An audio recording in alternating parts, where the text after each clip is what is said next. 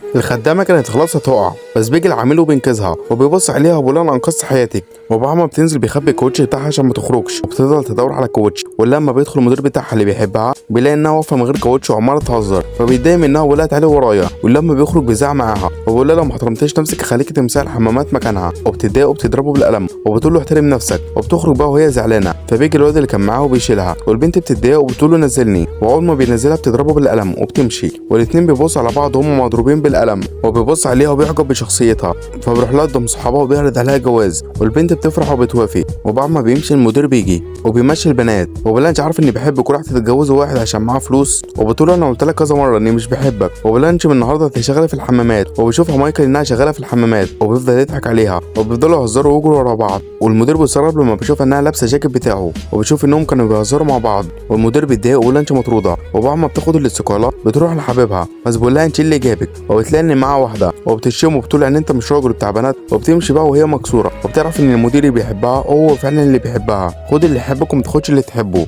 والمدير كمان بعد اللي حصل بيديها جاكيت عشان الجو برد وما يعرفش اصلا اللي حصل معاها.